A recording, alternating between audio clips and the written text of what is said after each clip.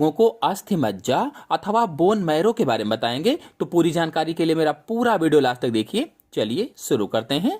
तो हमारे शरीर की लंबी और बड़ी अस्थियों के बीच में खाली जगह होती है, खाली स्थान होता है।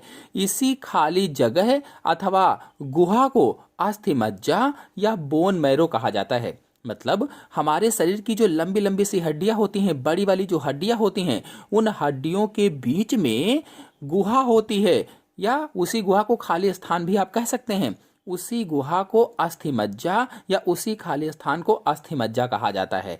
जैसा कि आप लोग चित्र में देख रहे हैं, ये कुछ हड्डियों को काट कर अस्थि मज्जा अथवा बोन मैरो को दिखाया गया है। ये हड्डियों के काट हैं और इसमें देखिए बीच में ये जो दिखाया गया है, यही क्या है, ये बोन मैरो है अथवा अस्थि मज्जा है।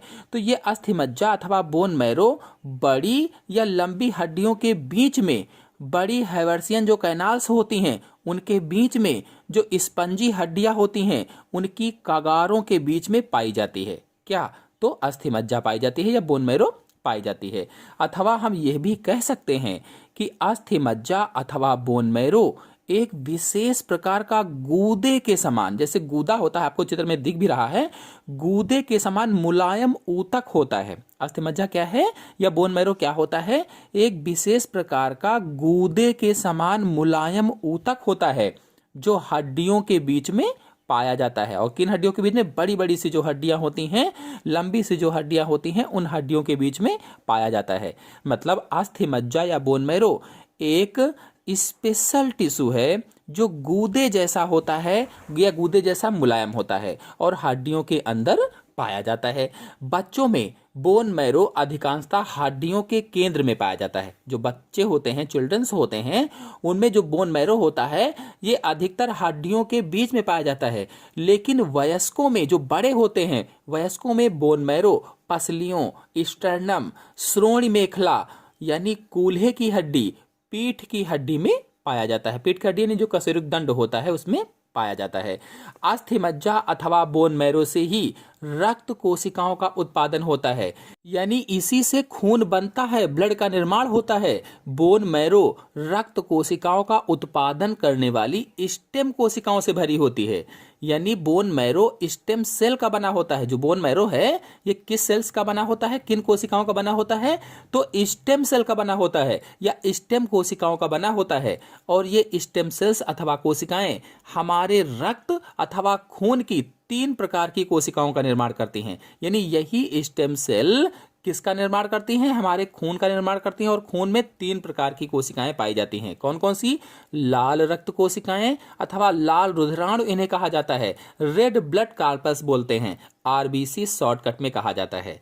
और दूसरी श्वेत रक्त कोशिकाएं अथवा व्हाइट ब्लड कार्पस होता है। और तीसरी रुधिर प्लेटलेट्स होते हैं। यानी इन सभी प्रकार की रक्त कोशिकाओं का निर्माण अस्थि मज्जा अथवा बोन मैरो की स्टेम सेल से होता है, स्टेम कोशिकाओं से होता है। अस्थि मज्जा लगातार स्टेम कोशिकाओं का निर्माण करती रहती हैं, स्टेम सेल्स का निर्माण करती रहती हैं।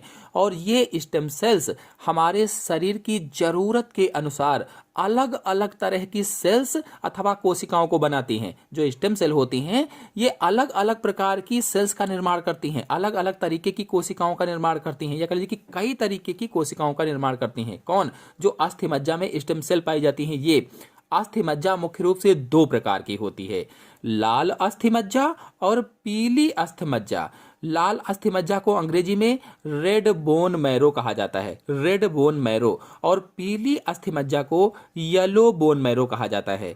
जो लाल अस्थि मज्जा है, रेड बोन मैरो है, यह लंबी लंबी हड्डियों के सिरों पर अथवा एपिफाइसिस में पाई जाती है, पसलियों में पाई जाती है, स्टर्नम में पाई जाती है, कशेरुकों में पाई जाती है। कशेरुकों का मतलब है जो हमारा पीठ की जो हड्डी होती है, जो कशेरुक दंड है, इसमें जो कशेरुक होते हैं उनके अंदर पाई जाती है। और खोपड़ी की हड्डियों में पाई जाती है। तो कशेरुक दंड, कशेरुक का मतलब होता है जो हमारी रीढ़ की हड्डी है उसमें, मतलब इन जगहों पर रेड बोन मैरो पाई जाती है। लाल रंग की होने के कारण इसे लाल अस्थि मज्जा कहा जाता है अथवा रेड बोन मैरो कहा जाता है।